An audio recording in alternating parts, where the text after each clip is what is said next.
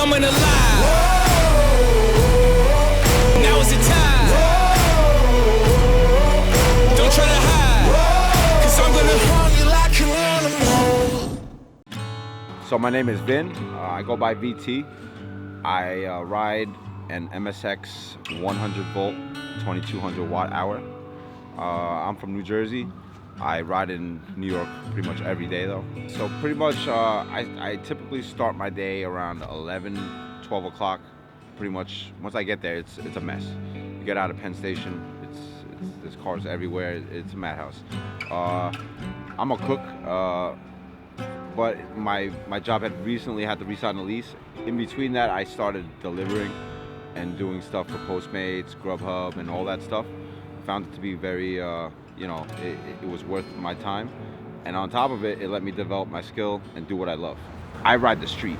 I'm out in the middle of the street. I encounter, the biggest problem is just jaywalkers that come in between traffic. So if I'm doing 20 with the cars and all of a sudden you pop out, that's like my number one right now. Otherwise it's just the normal cars cutting off other cars and forcing other cars towards me and pinching me in tight spaces. That's pretty much it. Half the battle of doing this on the road is really just knowing traffic.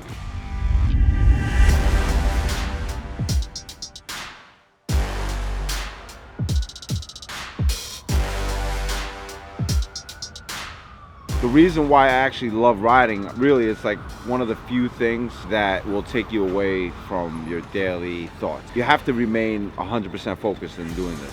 If you're thinking about anything else, if you're thinking about your bills that you owe or problems with your girlfriend or your wife, it's not going to result in a well for you in the streets because you're not 100% focused, you know what I mean?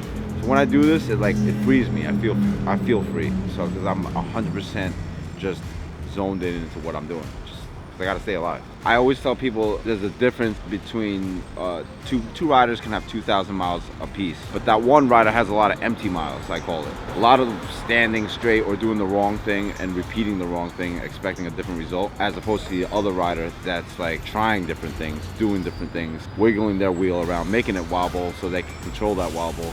That's what separates it. So you just have to ride and really just, if you don't know traffic, then start paying attention to how cars react. After that, it's really just technique on how you maneuver your wheel.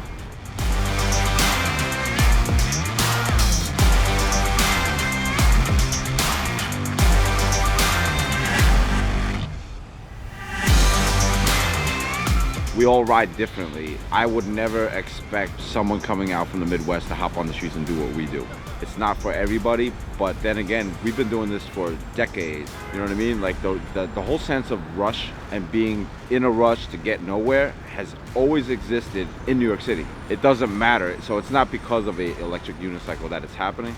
It's just how New York City is. When you move to a fast-paced environment that even the cars that are behind you are supposed to stop, that don't stop, you'll understand why you have to keep going. You know what I mean? It's more for safety. You have to keep the wheels rolling in New York.